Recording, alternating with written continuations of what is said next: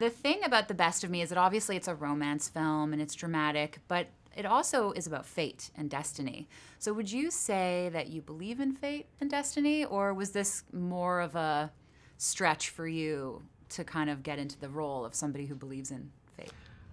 I mean, I guess I believe that we do have a hand in some of our destiny and our fate and our choices that we make. I think that's another thing that the movie explores is, if you were able to go back in time and change something, would you? And I think collectively most people would probably change something, you know.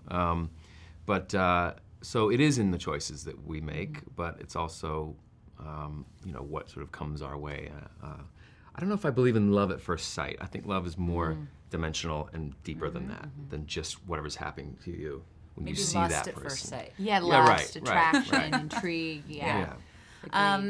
One of the things I really liked about this movie was there's this underlying theme of the universe and the interconnectedness of everything and nature and how it all kind of plays a part.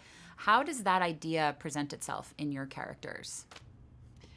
Well, I think for Amanda and Dawson, really, they have this connection to the stars, really, and fate, and really just this idea of second chances, you know, that the world has brought them together again for some reason, you know, other than just to say hello.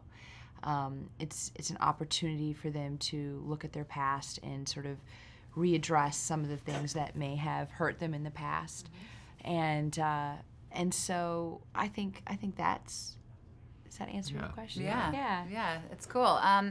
There's a fair bit of yard work in this film, you know? I mean, your character and the younger version of you are doing a lot of yard work, which is obviously good for the soul and good for the mind and good for the body, but I think it also says something about the character of Dawson. What would you say gardening tells the audience about him? Nurturing, I guess, comes to mind. He's nurturing something that's alive and caring for something or someone, and in turn is feeling fulfilled from that. Yeah. I mean, I was fulfilled watching you. I was like, I need to go and till some soil right? now. I felt like it was lots of flowers. It was very beautiful. It was so beautiful. I have to tell you, I think that was my favorite set, you know, that location. Yeah. I mean, I have to tell you, when you pull up to this beautiful, I mean, it's an old shack, but it's gorgeous, and then you turn the corner and you see just all of these flowers. It takes your breath away. Yeah. It's so gorgeous. Yeah, I can't imagine what it was like in real life, because in the movie it's stunning. Wow. So beautiful. It's a beautiful place for love to live. Yeah. Wow. Did you just come up with that? I did. That's very impressive. You should write slogans. If this acting thing doesn't work out for you. Everyone was like, oh, I was going to see this until he said that. Yeah. Well, I don't know. That's a good, maybe I just like that sort of, I like dad humor. I can't help it. All right, good. Which actually leads me to my next question, because another theme in this movie is fathers and sons and the relationship between men and the children that they rear, or the boys that they help grow into men. Why do you feel like that's an important part of the story? Why do you feel like that plays into the love aspect of the film?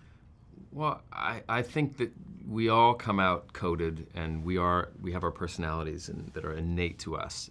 Beyond that, we become who our parents, you know, we kind of become them. And if you don't have that person in your life, that's, I'm doing it now. I'm like, oh my God, that was so my dad, and I swore I never would do that. You know, my character comes from a really bad upbringing and a poor father figure, and he's lucky to find Tuck, Joe McGraney's character, who sets him on the right path and helps him out. And I think that's vital. I think it's vital to everyone, male, female. We all need that person in our lives, and he was lucky to find him in Tuck. It would also have this light, this wonderful. You know, like Michelle, like when she smiles, like he's like, this guy's he's very much of an introvert, and she comes in and just like lights him up, and he just wants to desperately figure out any way possible to stay in her field of gravity. And like that's like keeps him alive. So, yeah. He's smart. He's a wise one. Yeah. Awesome. Thank you guys. Hey everyone, if you like this video, click that thumbs up button and make sure to subscribe to our AMC Movie News YouTube channel. It's free and helps you stay up to date with all the latest movie news, as well as our daily AMC movie talk show.